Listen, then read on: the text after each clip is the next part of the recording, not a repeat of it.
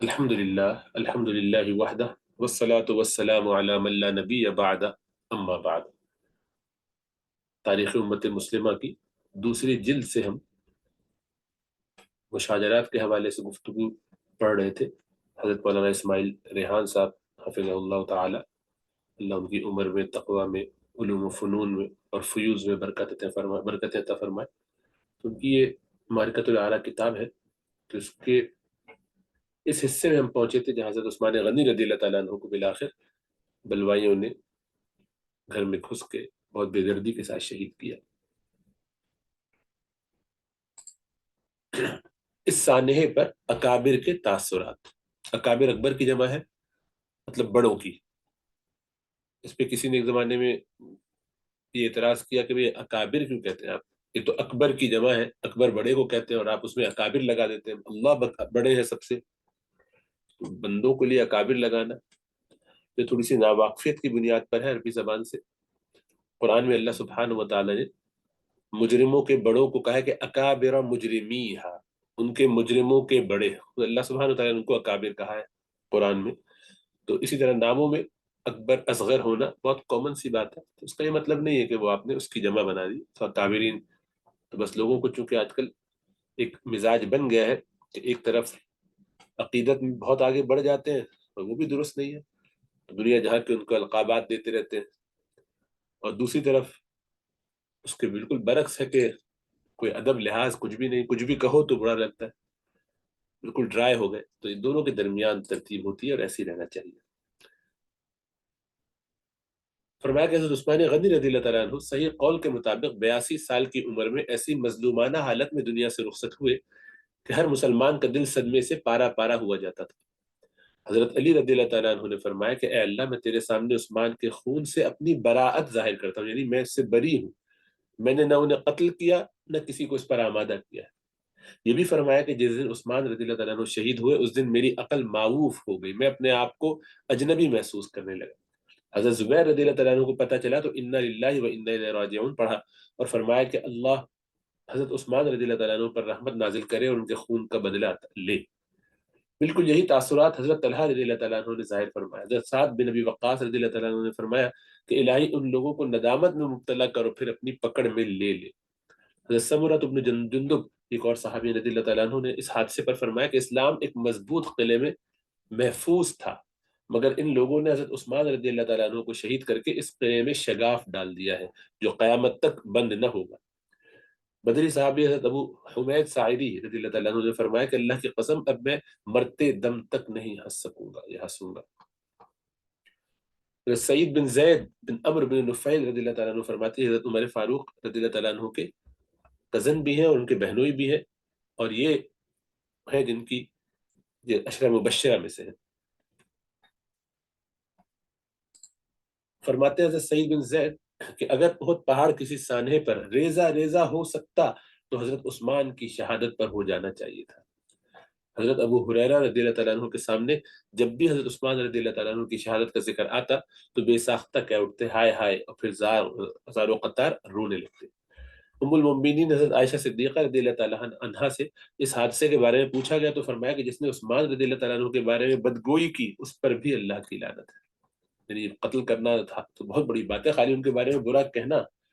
حضرت عمرو بن العاص رضی اللہ تعالیٰ عنہ مدینے میں باغیوں کی آمد پر بے بسی اور صدمے کے عالم میں فلسطین چلے گئے تھے۔ وہاں انہیں جب یہ خبر ملی تو بے اختیار منہ سے نکلا واہ عثمانہ، ہائے عثمان، ہائے عثمان، واہ عثمانہ۔ یہ عربوں کا انداز ہے، اس طرح سے وہ اپنے غم کا اظہار کرتے ہیں۔ پھر یہ درد برے اشعار پڑے، یا لہف نفسی علی مالک وهل يصرف اللهف حفظ القدر انزع من الحر اودا بهم فاعذرهم ام بقومی سکر۔ ہائے میری جان مالک پر قربان، مگر کیا یہ آہو بکا تقدیر کو بدل سکتی ہے؟ کیا اس طرح میں انہیں جنگ کے گری سے بچا سکتا ہوں؟ یعنی انہیں جو وہ گھیرا جا چکا اس سے، کیا میں ان لوگوں کو معذور سمجھوں؟ یہ میری قوم نشے میں دھت تھی، یعنی دماغ معوف ہو گئے تھے کہ کس کے لیے کیا کر بیٹھے، کتنی بڑی زیادتی کر بیٹھے ایسے نیک صفت انسان۔ پھر فرمایا کہ اللہ عثمان پر رحم کرے اور ان کی مغفرت فرمائے۔ ساتھ ہی انہوں نے یہ پیشین گوئی کی کہ اب جنگ تو ہوگی، کیونکہ جو کسی دانے کو کریدے وہ اسے پھاڑ کر ہی چھوڑتا ہے، کہ اب تو آپ نے گویا وہ سارے بیریئر ہٹا دیے، اب اس کے بعد کچھ رہ نہیں جائے گا۔ مطلب یہ تھا کہ جن سازشی عناصر نے اس فتنے کا آغاز کیا ہے وہ آگے مسلمانوں میں باقاعدہ جنگ بھی کروا کے چھوڑیں گے، یہ بات آگے بڑھے گی۔ پورے عالم اسلام میں اس المیے پر سوگ کی حالت طاری تھی، لوگ زار و قطار روتے اور حضرت عثمان رضی اللہ تعالیٰ عنہ کی خوبیوں کو یاد کرتے تھے۔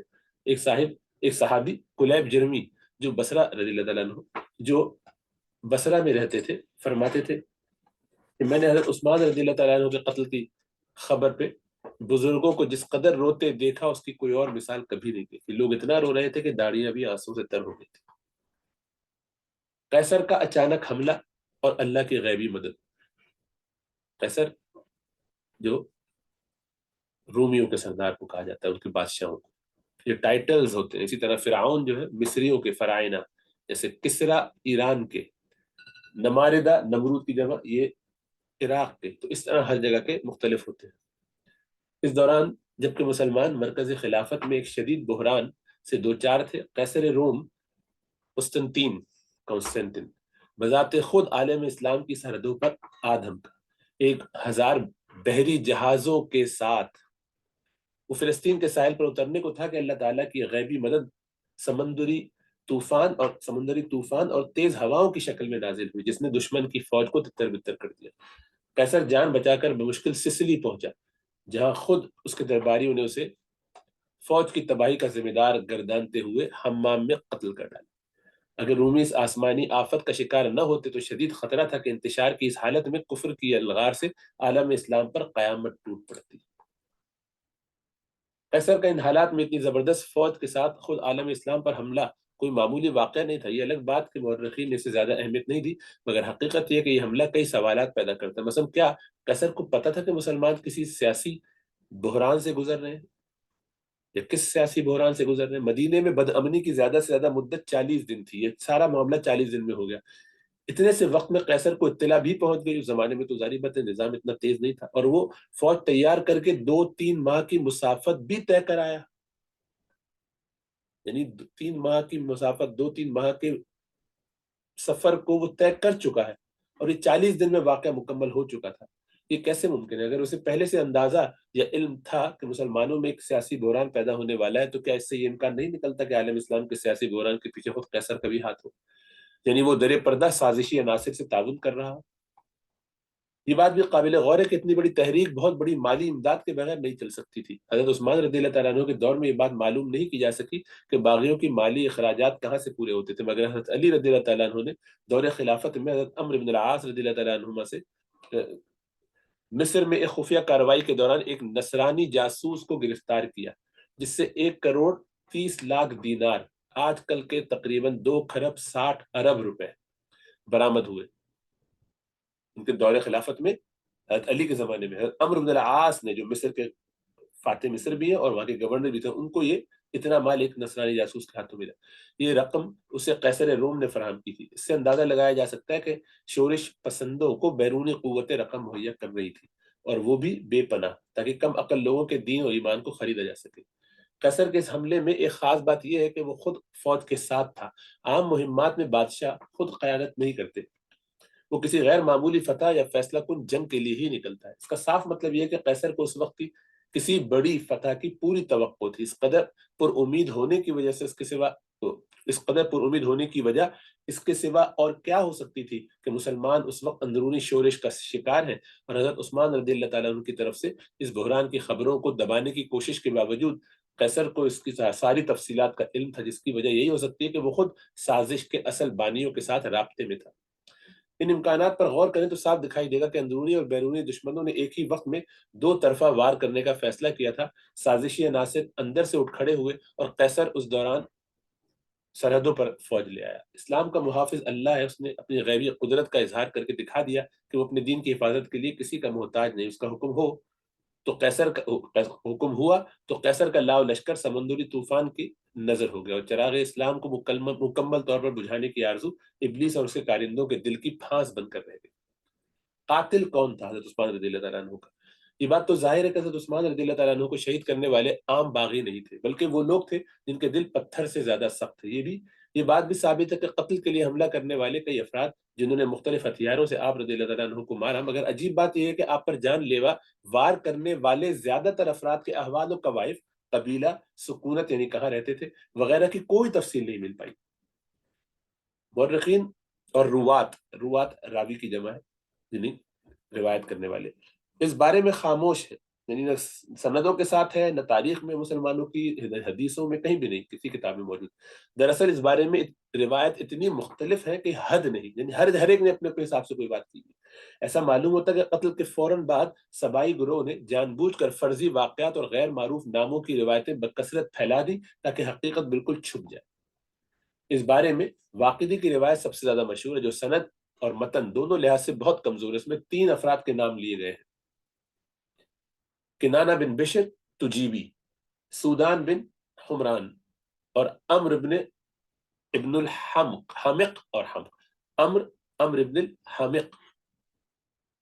واقعی کے مطابق پہلے کنانہ بن بشر نے لوہے کی وزنی چیز مار کر سر پھاڑ دیا تھا، پھر سودان نے قاتلانہ وار کیا تھا، اور آخر میں عمر بن الحمق نے سینے پر چڑھ کر 9 زخم لگائے تھے۔ یاد رکھیں کہ عمر بن الحمق رضی اللہ تعالیٰ عنہ ایک مشہور صحابی تھے۔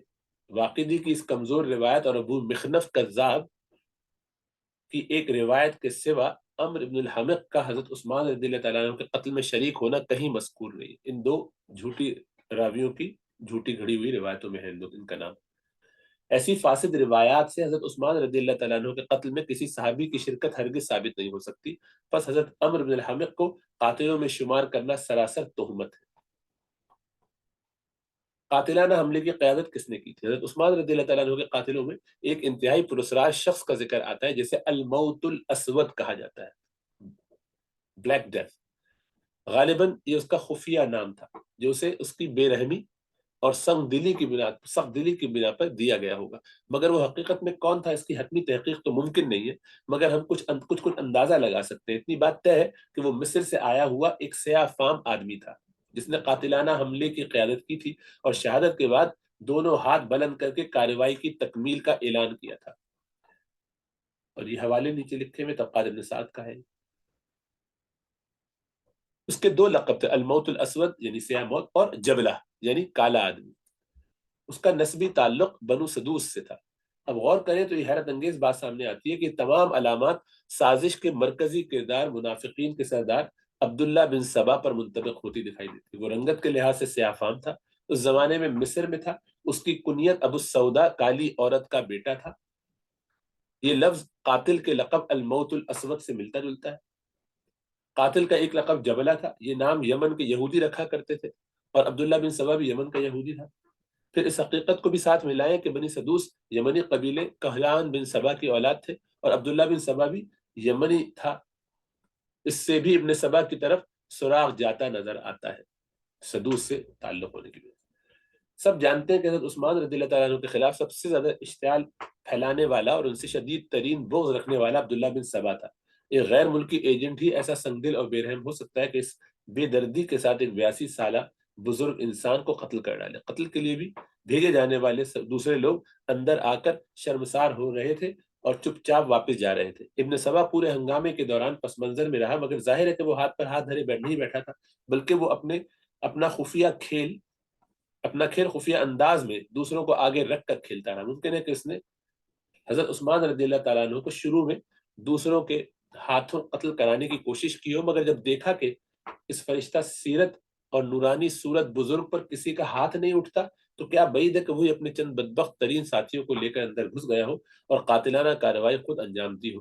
اس کے لیے کوئی مشکل کام نہ تھا کہ اس مہم میں اپنا اصل نام چھپا کر کوئی اور لقب اختیار کر لیتا۔ ممکن ہے اسی لیے شہادت عثمان رضی اللہ تعالیٰ عنہ کی تاریخی روایت میں اس کا نام نہیں آ سکا ہو، مگر کئی سراغ اس کی طرف جاتے دکھائی دیتے ہیں۔ کہ عبداللہ بن سبا کا وجود ایک مفروضہ ہے۔ دور حاضر میں مستشرقین، یہ بار بار لفظ آتا ہے مستشرقین، وہ لوگ جو کہ مشرقی علوم، دینی علوم حاصل کرتے ہیں لیکن ہوتے مغرب والے، یعنی ویسٹرن لوگ جو پاکستانی، انڈین، بنگلہ، یعنی عرب دنیا ادھر کے کہیں کے بھی علوم یعنی اسلام کے بارے میں پڑھتے ہیں تو ان کو کہتے ہیں۔ اور اس کے بارے میں کوئی اگر کریں باتیں تو مستشرقین، پولیٹیکل بات، اسلامی بات، وہاں کے علاقوں کی بات. سیکولر تاریخ دانوں اور شیعہ مورخین کی اکثریت ابن سبا کے وجود سے انکار کر رہی ہے. یہ کہتے ہیں کہ نہیں، ابن سبا نام کی کوئی چیز ہے نہیں. ان کی سب سے بڑی دلیل یہ ہے کہ ابن سبا کا ذکر صرف سیف بن عمر کی روایت میں ملتا ہے جو نہایت ضعیف راوی ہے. حالانکہ یہ بات غلط ہے. ابن سبا کے کرتوتوں کا ذکر تاریخ کی صحیح اور معتبر روایت میں بھی ہے. دیکھیے اب بتا رہے حافظ ابن حجر رحمۃ اللہ علیہ، حافظ ابن حجر کا تذکرہ بارہا آتا رہے گا. یہ حضرت بہت بڑے شیخ ہیں اور شافعی فقہ کے بڑے اماموں میں سے. انہوں نے فتح الباری کی شرح کی ہے. فتح الباری کی جو بخاری کی شرح کی ہے، جس کا نام فتح الباری ہے، جو سب سے زیادہ اونچے درجے کی کتاب مانی جاتی ہے شروحات میں. اور صحیح سند کے ساتھ نقل کی. ان کی اور کتابیں بھی ہیں، تو اس میں فرماتے ہیں کہ صحیح سند سے نقل کیا ہے کہ حضرت علی رضی اللہ تعالیٰ عنہ کے سامنے عبداللہ بن سبا کا ذکر کیا گیا تو وہ بولے مجھے اس خبیث کالے کلوٹے سے کیا غرض. ابن عساکر بیان کرتے ہیں کہ حضرت علی رضی اللہ تعالیٰ عنہ نے حضرت عبداللہ بن سبا کو جلا وطن کیا اور اس کے پیروکاروں کو جو سبیہ یعنی سبا کی وجہ سے سبیہ کہلاتے تھے جلا کر قتل کیا. حضرت علی رضی اللہ تعالیٰ عنہ کو پتہ چلا کہ ابن سبا انہیں حضرت ابو بکر اور عمر رضی اللہ تعالیٰ عنہ پر فوقیت دے رہا ہے تو اسے قتل کرنے کے لیے تلوار منگوا لی. یہ سارے تاریخ دمشق سے حضرت نے لکھے. ابن عساکر امام شاعی بڑے امام ہیں دوسرے، امام شعبی سے جو سن 20 ہجری میں پیدا ہوئے تھے، روایت کرتے ہیں کہ سب سے پہلے جھوٹ کا پرچار کرنے والا عبداللہ بن سبا ہے. یہ روایت حسن ہے، اچھی روایت. ابھی تک ساری حدیثیں صحیح ہیں، روایتیں ساری صحیح ہیں.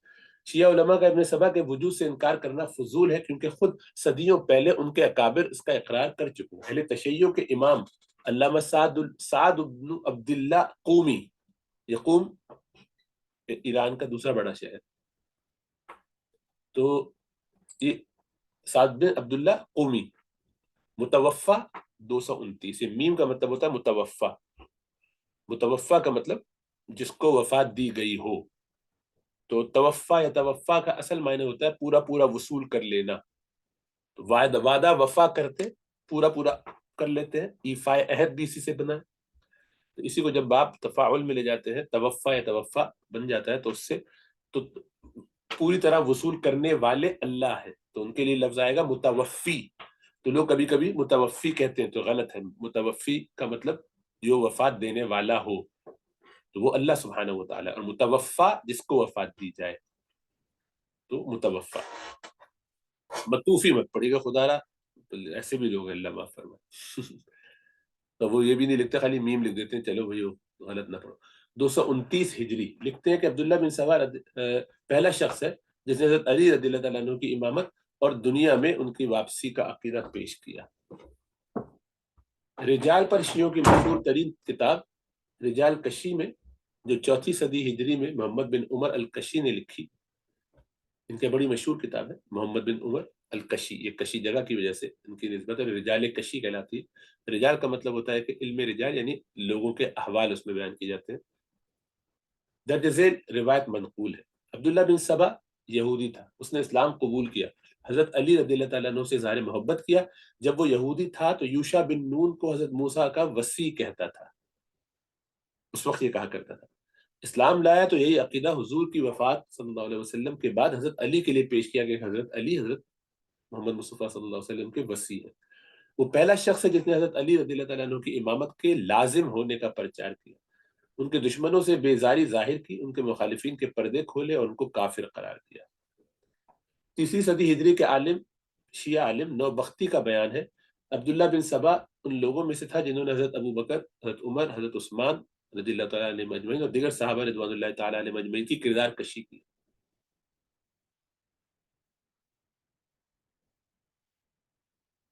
کردار کشی کی ہے. غرض اہل سنت اور اہل تشیع دونوں کی معتبر کتب عبداللہ بن سبا کے کرتوتوں کی گواہ ہے. اس کے بعد بھی کوئی شخص اس کے وجود کے انکار کرتا ہو تو اسے سنیوں اور شیعوں کی تمام تاریخ سے یکسر دست بردار ہو جانا چاہیے. تواریخ جمع تاریخ کی. میں آپ کو دکھاؤں ان لوگوں کا مقام بڑا ہے. یہ جن جو شیعہ علماء کا نام لیا ہے یہ سب بڑے لوگ ہیں. تو یہ ان کے ہاں یعنی ٹاپ لیول کے امام مانے جاتے ہیں اور بہت ہی ارلی سٹیجز میں، شروع کے زمانے میں ان کے جو امام مہدی سے پہلے حسن عسکری جو امام ہے، 11ویں امام 12 کے اثنا عشریہ کے، وہ اثنا عشریہ بلکہ اثنا عشریہ کے جو ہیں وہ وہ کچھ اس زمانے کے لوگ ہیں، یہ ان میں سے بعض تو اوپر کے ہیں۔ سیرت عثمان رضی اللہ تعالیٰ عنہ کے چند قابل توجہ پہلو۔ عام طور پر یہ سمجھا جاتا ہے کہ حضرت عثمان رضی اللہ تعالیٰ عنہ بہت سیدھے سادے اور بھولے بھالے انسان تھے، ان میں ہوشیاری، معاملہ فہمی اور قوت فیصلہ جیسی صفات نہیں تھی، غلطیوں پر کسی کو روکنے ٹوکنے کی ہمت نہیں کرتے تھے۔ عمال کو عامل کی جمع ہے، جو ٹیکس وصول کرتے ہیں ان کو عامل کہتے ہیں، ان کے لیے عمال کی جمع ہے، کو تنبیہ کرنے سے گھبراتے تھے، ان سے دب جاتے تھے، جو جیسی پٹی پڑھا دیتا تھا آپ مان لیتے، جس کے نتیجے میں نظام حکومت کی بھاگیں ڈھیلی پڑ گئی اور فسادیوں کو اپنا کھیل پوری طرح کھیلنے کا موقع مل گیا۔ مگر یہ تاثر حضرت عثمان رضی اللہ تعالیٰ عنہ کی شخصیت کا سرسری جائزہ لینے اور حقائق کو نظر انداز کر دینے کا نتیجہ ہے۔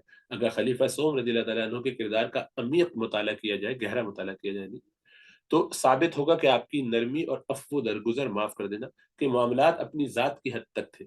آپ کی شرم و حیا طبعی تھی مگر عقل پر غالب نہ تھی۔ انتظامی اور شرعی امور میں آپ بے ضابطگیوں کو کبھی برداشت نہیں کرتے تھے۔ کسی بڑی سے بڑی شخصیت کی عبقریت بھی، یعنی ان کا جینیس ہونا بھی، ان کا بڑا مقام ہونا بھی آپ کے فیصلوں پر اثر انداز نہیں ہو سکتی، یعنی کسی کی شخصیت اثر انداز نہیں ہو سکتی۔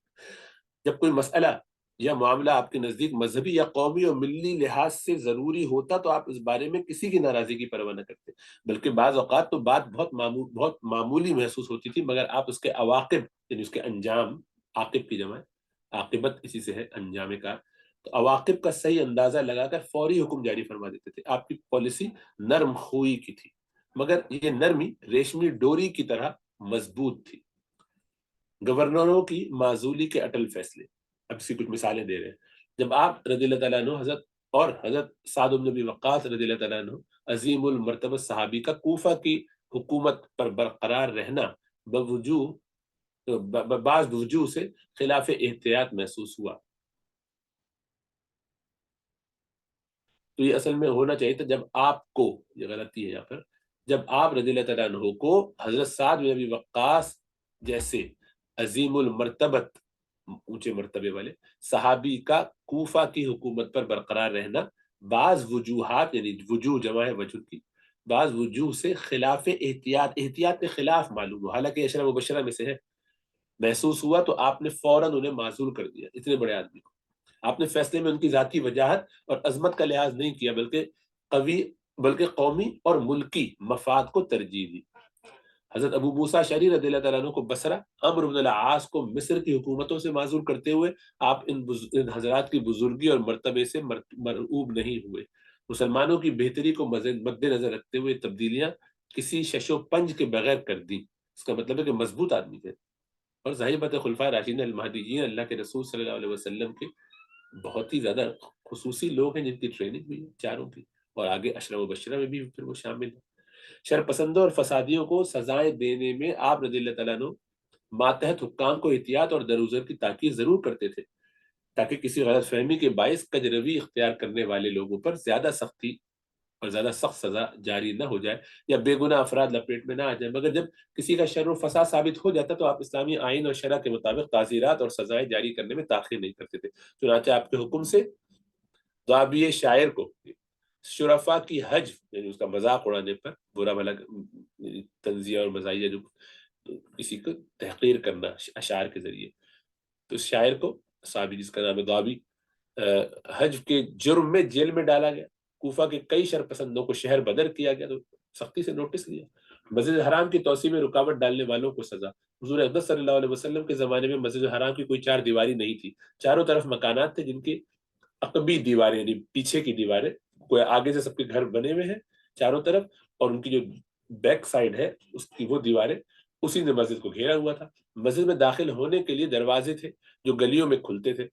حج کے دنوں میں گلیاں تنگ پڑ جاتی تھی اور بڑی پریشانی ہوتی تھی۔ مسئلے کا واحد حل یہی تھا کہ گرد و نواح کے مکانات لے لیے جائیں، خرید لیے جائیں، تاکہ چاہے مالکان راضی ہوں یا نہ ہو، کیونکہ مسجد الحرام کی تنگی کے باعث روزانہ ہزاروں لوگوں کو شدید دقت ہو رہی تھی، جس کا کوئی متبادل حل نہیں تھا۔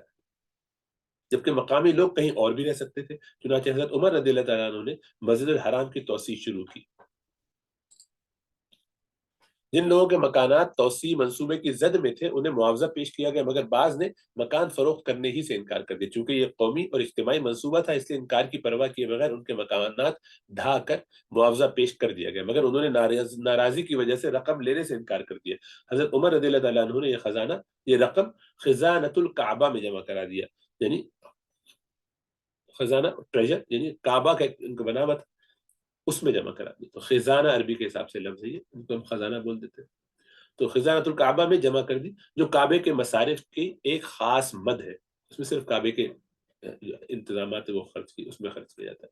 بعد میں نرم پڑ گئے ناراض لوگ، اور قیمت لینا چاہی تو انہیں خزانۃ الکعبہ سے رقم دے دی گئی۔ اس توسیع میں مسجد اور اس کے آس پاس کے ماحول کو کشادہ کر دیا گیا، اور مسجد کے گرد تقریباً 5-6 فٹ بلند 5-6 فیٹ بلند ایک 4 دیواری بھی بنوا دی گئی۔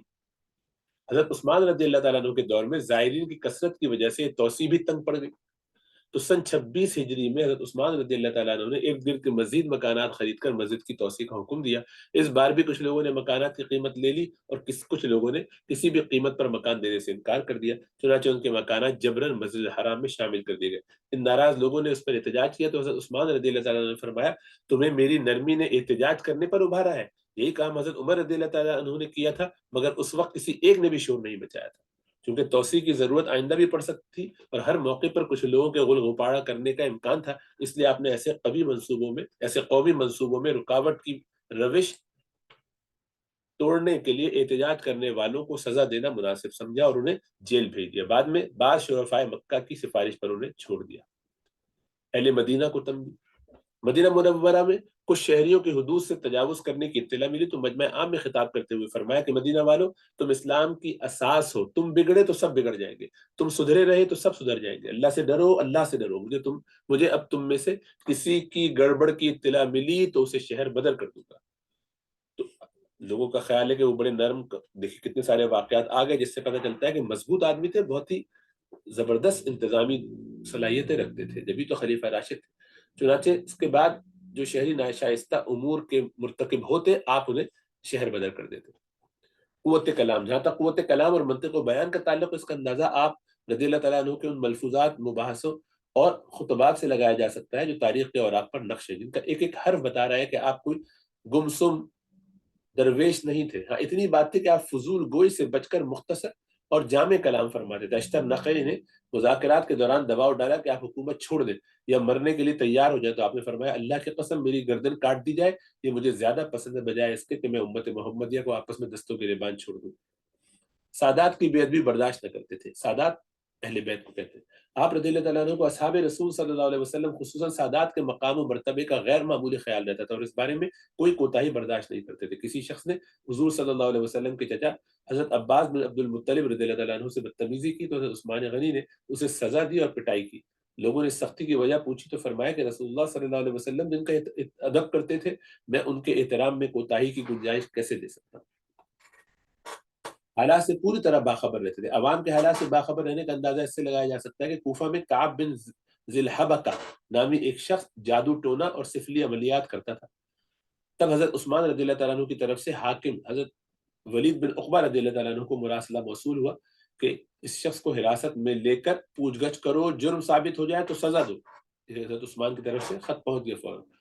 حضرت ولید رضی اللہ تعالیٰ عنہ نے حکم کے مطابق ملزم کو پکڑ کر تفتیش کے بعد سزا دی۔ کوفہ کے لوگ تعجب کر رہے تھے کہ حضرت عثمان رضی اللہ تعالیٰ عنہ کو ایسی چھوٹی چھوٹی باتوں کی خبر کیسے رہتی ہے۔ منکرات کے ازالے کی فکر، نئے ابھرنے والے منکرات اور برائیوں سے چوکندہ رہتے تھے اور انہیں ختم کرنے کی پوری کوشش فرماتے تھے۔ فتوحات کی وجہ سے اہل مدینہ کی دولت و ثروت اور فارغ البالی، فکروں سے آزاد ہونا، بال کہتے ہیں عربی میں فکروں کو، مسائل کو، پرابلمز کو، ایشوز کو، فارغ البالی میں اضافہ ہوا تو بعض افراد کو فضول مشاغل سوچنے لگے، چنانچہ کچھ لوگ کبوتر بازی، غلیلوں سے نشانہ بازی میں مصروف رہنے لگے۔ بعض لوگ اس طرح کی نبیذ پینے لگے جس سے نشہ پیدا ہونے کا خطرہ تھا۔ حضرت عثمان رضی اللہ تعالیٰ عنہ نے ایک شخص کے ذمہ لگایا کہ وہ لاٹھی لے کر شہر میں گشت کرتا رہے اور اس قسم کی برائیوں پر روک ٹوک کرے۔ بڑھاپے کے باوجود کمزور اور لاچار نہ تھے، بڑھاپے کے باوجود قوت و توانائی اتنی تھی کہ آخر تک نفل نماز میں قرآن مجید کی لمبی لمبی صورتیں پڑھتے تھے، طویل قیام کرتے تھے اور روزے رکھا کرتے تھے، اور جوانی میں تو بہت ہی عرصے تک ایک رکعت میں تلاوت قرآن، پورے قرآن کی 30 رکعت، یہ 30 سپارے اور اس طرح کی نوافل لمبی لمبی پڑھا کرتے تھے۔ یہ ان چند صحابہ میں سے جنہوں نے ایک دن میں بھی پورا پورا قرآن ختم کیا ہے۔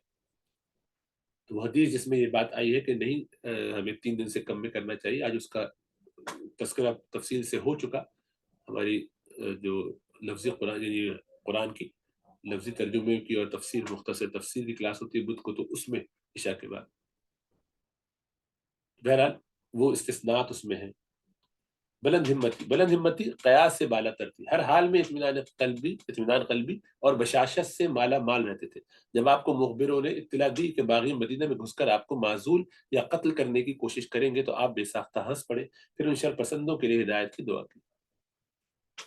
اتنا حوصلہ تھا، حالانکہ ایسے مواقع پر بڑے سے بڑوں کے پسینے چھوٹ جاتے ہیں اور منہ سے بد دعاؤں کے سوا کچھ نہیں نکلتا۔ آخری وقت میں خون کے پیاسے دشمنوں کے انتظار میں دروازہ کھلا چھوڑ کر تنہا تلاوت میں مشغول رہنا آپ کی ایمانی طاقت، استقلال و عزیمت، خالق و مالک سے جان و دل کے گہرے تعلق کا پتہ دیتا ہے۔ رضی اللہ عنہ و ارضاہ، اللہ ان سے راضی اور ان کو راضی کر لے۔ تو یہ حضرت عثمان غنی رضی اللہ تعالیٰ عنہ۔ اب انشاءاللہ اگلے ہفتے سے حضرت علی رضی اللہ تعالیٰ عنہ کی خلافت یہاں سے جس سے سلسلہ شروع ہو رہا ہے وہاں سے آگے پڑھیں گے۔ تھوڑا سا میں آپ کو ایک سلائیڈ پہ کچھ ہلکا سا تعارف دکھاؤں کہ جن شیعہ علماء کی بات ہوئی ان میں سے یہ سعد بن عبداللہ الاشعری القومی، یہ ابو القاسم سعد بن عبداللہ الاشعری القومی ہے، محدث ہے، یہ 3 صدی ہجری کے، اور جو 9 صدی جو کامن ایرا کی بنے گی۔ بغداد میں ہوتے تھے اور پھر بعد میں قوم چلے گئے۔ تو قوم یہ بتایا میں نے کہ ایران، بغداد تو عراق میں ہے اور قوم جو ہے وہ ایران میں ہے۔ سعد الاشعری یہ اشعری عقیدے میں تھے، تو اشاعرہ کا عقیدہ اس کا تذکرہ تفصیل سے عقائد کی کلاس میں ہوا تھا۔ بس یہ کہ سمجھ لی کہ تعویل کرنے والے اہل سنت والجماع کا یہ ایک یعنی علم کلام کا سلسلہ ہے، اور اکثر امت اشعری ہی ہے اس وقت دنیا میں، یا ماتوریدی، وہ دونوں مل کے ایک جیسے ہی ہیں، تھوڑا سا فرق ہے، یا تھوڑے جو ہے اثری بھی ہیں جن کو ہم حنابلہ کہہ دیتے ہیں، حنبلی کہہ دیتے ہیں۔ بہرحال یہ ظاہری بات ہے اس عقیدے کے حصے میں کہ قرآن میں اور اللہ سبحانہ وتعالیٰ کی صفات میں تعویل کریں گے، اس لحاظ سے اشعری تھے، اور باقی جو ہے وہ امامت کے حوالے سے ان سب میں یہ شیعہ تھے۔ محدث جو حدیث بیان کرتے ہیں، حدیث جمع کرتے ہیں، تو 1142 حدیث سے انہوں نے مختلف کتابوں میں 4 ان کی کتابوں کا تذکرہ موجود ہے۔ تہذیب ہے، الاستبصار، اسی طرح الکافی، اور من لا يحضره الفقیہ، کہ جو کسی فقیہ کے پاس نہ ہو، اس کا کوئی ایکسس نہ ہو فقیہ کا۔ بہرحال اور بحر الانوار وغیرہ میں اور وسائل الشیعہ اور کمال الدین، ان سب کے اندر بھی ان کی کچھ احادیث موجود ہیں۔ تو ایک دوسرے تذکرہ آیا تھا الحسن ابن موسیٰ النوبختی، یہ نوبختی، یہ ابو محمد الحسن ابن موسیٰ النوبختی، یہ ان کے بڑے عالم بھی ہیں، تھیولوجین، یعنی جو عقیدے پہ کام کرتے ہیں، علم کلام پہ، اسی طرح فلسفی ان کے بڑے، یہ بھی 3 صدی کے، 3 اور 4 کے درمیان، اور پہلے ہیں کہ جنہوں نے مسلمانوں کے فرقوں کے بارے میں لکھا، اور غالباً انہوں نے 120 شیعوں کے فرقے اس وقت لکھے ہیں کہ ہو چکے تھے، اس کی تفصیل انشاءاللہ ہم آگے دیکھیں گے۔ یہ اوکلٹیشن مطلب یہ کہ غیبوبت، شیعوں کا جو یہ عقیدہ ہے کہ امام غائب ہو جاتے کچھ وقت کے لیے، تو وہ اس میں انہوں نے جب یہ اس زمانے میں حسن عسکری اور ان کے بعد امام مہدی جن کو یہ کہتے ہیں،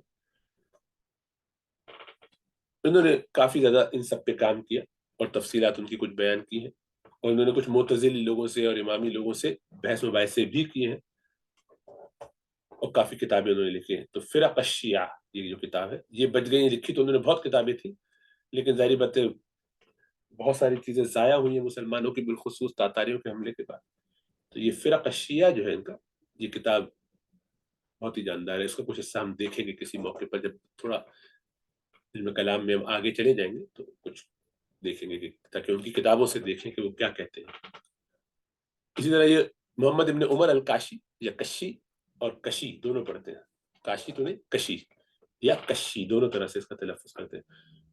تو یہ شیعوں کے یہ جو اسنا عشریہ جو ہے نا, اسنا عشریہ ہے, اور وہ اسنا تو درمیان کو کہتے ہیں, اسنا واقعہ اسنا گفتگو یہ بات ہوگی تو بس وہ کبھی جو ہے اسنا عشریہ, صحیح ہے, 12 دو, اسنا مانے دو, اسنان تھا نا, اسنان واحد اسنان, تو اس کی وجہ سے اسنا دو اور عشرہ 10 کو کہتے ہیں, تو 12 اماموں کو جو مانتے ہیں. اسی طریقے سے ان کے رجال الکشی یا رجال الکشی جو ہے یہ بہت ہی معروف کتاب ہے. 4 اہم کتابوں میں شیعوں کی یہ شامل ہے. تو بہت زیادہ انہوں نے لکھا تھا, لیکن تو وہ جو کچھ رہ گیا وہ اس کا خلاصہ کیا شیخ توسی نے بعد میں, اور اس کا نام رکھا اختیار فی معرفت الرجال.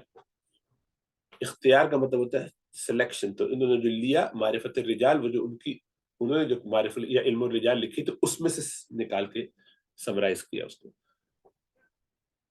اور یہ محمد بن یعقوب الکلینی, بہرحال یہ بھی ان کے بڑے امام ہیں, ان کا بھی تذکرہ نہیں آیا, بہرحال یہ بھی خلاصہ یہ کہ یہ ایک ترتیب ہے, ایک کہ آپ لوگوں کو یہ شیئر ہو رہی ہے یہ مسلمانوں کے جتنے سیکٹس ہیں ان کے حوالے سے ایک سلائیڈ, یا وہی سلائیڈ چل رہی پچھلی والی.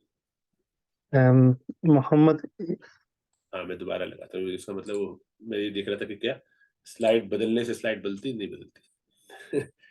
تو یہ بدل رہی ہے. اب سمجھ میں آ رہی نا تھوڑا بہت اس میں 1 منٹ کے اندر. تو شیعہ حضرات اس میں اسماعیلی, زیدی اور جعفری, ان کے بعد میں آپ کو تفصیل سے سمجھاؤں گا کہ کیا ترتیب ہے. اسی طرح یہ چلے کس طریقے سے, حضرت علی رضی اللہ تعالیٰ عنہ ان کے صاحبزادگان میں حضرت حسن اور حضرت حسین, حسن یعنی کریمین رضوان اللہ تعالیٰ علیہ مجمعین, یہ دونوں ہیں. اچھا, حضرت حسین سے آگے بات چلی ہے اور حضرت حسن سے بھی چلی ہے, ان کی بھی اگر یہ والا اتنا اچھا نہیں, اس سے اچھا دوسرا ہے, وہ میں آپ کو ایک اور جو کسی وقت دکھاؤں گا جب ہم پڑھیں گے ان کے بارے میں. تو ان کے جو آگے جا کے حضرت حسین کے بیٹے حضرت امام زین العابدین جن کو کہتے ہیں, یہ امام زین العابدین یہ ان کا لقب ہے, اور ان کا نام اصل میں علی تھا. تو علی بن حسین بن علی رضی اللہ تعالیٰ عنہ. تو یہ جو حضرت علی کے پوتے ہیں, یہ 22-21 سال کے تھے کربلا کے موقع پر, وہاں ساتھ تھے, خاندان پورا ساتھ جا رہا تھا, اور وہاں جو ہے وہ بیمار پڑ گئے, تو اس لیے یہ پوری اس لڑنے میں کسی بھی چیز میں شامل نہ ہو سکے. تو ان کو بھی ظالم یزید کے جو لوگ ان کے قوم کے, ان کی جو فوج کے تھے, چاہتے تھے قتل کرنا, لیکن یہ کہہ کے کہ چلو 1-2 لوگوں نے کہ نہیں تو بیمار تھا, شریک بھی نہیں ہوا, چھوڑ دو اس کو, تو ایسے چھوڑ دیا. تو بہرحال وہ بہت ہی, ان کا لقب سجاد بھی ہے, جو کہتے ہیں نا سجاد وغیرہ نام آپ سنتے ہوئے, انہی کا ہے یہ. تو انہی کا وہ واقعہ بہت ہی بڑے بزرگ اور نیک آدمی تھے امام زین العابدین.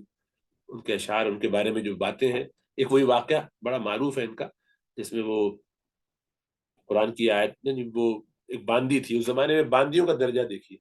اس باندی نے وہ کہیں تیار ہو کے بیان کے لیے کسی مجلس میں کہیں جا رہے ہوں گے, تو تیار ہو کے بس نکل رہے تھے گھر سے, تو وضو کرنا تھا اس سے پہلے, تو وضو کرانے لگی, وضو چلا گیا ہوگا تو اس کو, تو وہ پانی لے آئی. اب یہ چھوٹی عمر کی ہوتی ہیں باندیاں, اگر گھر کی کام وام کرنے والی, تو وہ ذرا ادھر ادھر ذہن ہوتا ہوگا, بٹ گیا. تو کراتے کراتے ادھر ادھر دیکھنے لگی, تو پانی ذرا زیادہ گرا, تو زمین پہ مٹی سے کچھ اچھل کے کپڑے پہ لگے. تو وہ بھی دھلے دھلائے کپڑے جانا ہے, اور آخری وقت میں ہوتا ہے مسجد جانا ہو, جو بھی ہوا, تو غصے کا اثر چہرے پر آ جاتا ہے. ابھی کچھ کہا نہیں تو وہ فوراً بول پڑی, والکاظمین الغیظ, یعنی اشارہ کر دیا قرآن میں سورہ آل عمران کی آیت کی طرف کہ جنت اللہ نے تیار کی ہے, اور اے ایمان والو اس جنت کے لیے دوڑو. وسارعوا الى مغفرۃ من ربکم وجنۃ عرضها السماوات والارض اعدت للمتقین الذين ينفقون في السراء والضراء والكاظمين الغيظ والعافين عن الناس واللہ يحب المحسنین. تو یہاں اشارہ کیا کہ اللہ فرماتے ہیں کہ دوڑو اللہ کی مغفرت کی طرف اور اس کی جنتوں کی طرف, جس کی وسعت زمین اور آسمان کی تک ہے, اور تیار کی گئی ہے ان متقیوں کے لیے جو تنگی میں, آسانی میں, ہر لحاظ سے جو ہاتھ تنگ ہو یا کھلے ہو, اللہ کی راہ میں خرچ کرتے ہیں، یہ ایسے متقی ہیں۔ پھر ان کے بارے میں فرمایا کہ اور وہ کاظمین الغیظ ہے، اپنے غصوں کو پی جاتے ہیں، دبا لیتے ہیں، اس کا اظہار نہیں کرتے۔ تو جیسے یہ کہا تو ان کو تنبہ ہوا، فوراً فرمانے لگے کظمت غیظی، ٹھیک ہے میں نے اپنا غصہ ٹھنڈا کر دیا۔ اب پانی گرایا، کپڑے گندے کر دیے، نیچے سے مٹی اچھل کے لگ گئی، فرمایا کظمت غیظی۔ تو اس کو خیال آیا کہ چلو آگے آیت کا حصہ وہ بھی پڑھ دوں، والعافین عن الناس، اور وہ لوگوں کو معاف کرتے۔ تو کہتے بھائی عفوت عنک، میں نے تجھے معاف کیا، جا معاف بھی کر دیا، بس یعنی غصہ بھی دبا لیا، اب تجھے معاف بھی کر دیا، کوئی سزا نہیں دوں گا، ناراضی کا اظہار بھی نہیں کروں گا۔ تو کہتے ہیں والعافین عن الناس کے بعد اگلا حصہ جو فائنل تھا وہ بھی پڑھ دیا، واللہ یحب المحسنین، اور اللہ نیکی کے کام کرنے والوں کو بہت پسند کرتے ہیں، اچھی طریقے سے کام کرنے والوں۔ تو فرمایا کہ انت حرۃ لوجہ اللہ، پھر جا تو آزاد۔ اب غلطی کی ہے لیکن قرآن کا استحضار اس کو کیسا، اور ان کا قرآن پر اعتقاد اور اس پر عمل کیسا، وہ کوئی فرض سنت نہیں تھی۔ ہمیں تو کوئی اگر ایسے وقت پہ کہے بچے غلطی کریں اور شاگرد غلطی کرے اور اس وقت ہم اس کو ڈانٹے اور یا غصے کا اظہار کرنے لگے غلطی پر، اور وہ آ کے تنبیہ کرے، تو اللہ کے رسول نے فرمایا صلی اللہ علیہ وسلم کہ غصے کو پی جانا چاہیے۔ تو میں نے اچھا تو مجھے اب یہ نصیحت کرنے آیا غلطی کر کے، ذرا دو اور لگاتا ہوں۔ تو یہ ہمارے بڑے ہیں بھائی، یہ قیمتی لوگ ہیں۔ تو سیدنا حسن کے صاحبزادے، سیدنا حسین کے صاحبزادے علی، ان کے پھر بیٹے ہیں امام باقر۔ یہ جو امام باقر ہیں، محمد ان کا نام ہے، محمد بن باقر، محمد ابن یہ امام محمد ابن علی، لیکن آگے ان کو الباقر کہہ دیتے ہیں، محمد بن باقر۔ ان کے بعد کس کو خلافت ملی، یعنی امامت ملی، سوری شیعوں کے تو امامت ہے نا، تو ان کے ایک بیٹے ہیں امام جعفر صادق، ایک بیٹے ہیں اسماعیل۔ تو اب یہ ہو گیا سلسلہ کہ ان کو ملے کہ ان کو ملے، اور اسی طرح ان میں یہ جو جب سوال پیدا ہوا، یہ امام باقر کے ساتھ ان کے سگے بھائی جو دوسرے یعنی ہیں دوسرے بھائی، یہ ہے امام زید۔ یہ امام زید جو ہے یہ حضرت امام باقر کے در بھائی ہیں۔ اب خلافت ان کے یعنی امامت ان کو ملے کہ ان کو ملے، پھر ان کے بچوں میں یعنی امام باقر کے بچوں میں، بیٹوں میں، ان کے بعض روایتوں سے پتہ چلتا ہے کہ 8 تھے، بعض سے پتہ چلتا ہے 4 تھے، اور سب نے کلیم کیا خلافت اپنی امامت کو۔ تو امام جعفر یا امام اسماعیل، ان دونوں میں سے کس، تو اس پہ 2 یہاں ہو گئے۔ تو اس طرح پوری چلتے چلتے 120 فرقے بنے اس وقت، 4 صدی ہجری میں، وہ جس کو جیسا سمجھ میں آیا۔ تو اسی لیے یہ سارے بنتے چلے گئے۔ یہ تو موٹے موٹے جو بنے ہیں ان کا نام لکھ دیا ہے، لیکن آگے جائیں گے تو اور بہت ہوں گے، تو وہ سب ہے مسئلہ۔ لیکن بہرحال یہ اس کا تھوڑا سا تعارف ہو گیا، اس کو بھی انشاءاللہ یہاں چھوڑتے ہیں۔ حضرت علی رضی اللہ تعالیٰ عنہ کی خلافت کا سلسلہ اگلے ہفتے پڑھیں گے۔ اللہ فضل فرمائے۔ السلام علیکم ورحمۃ اللہ وبرکاتہ۔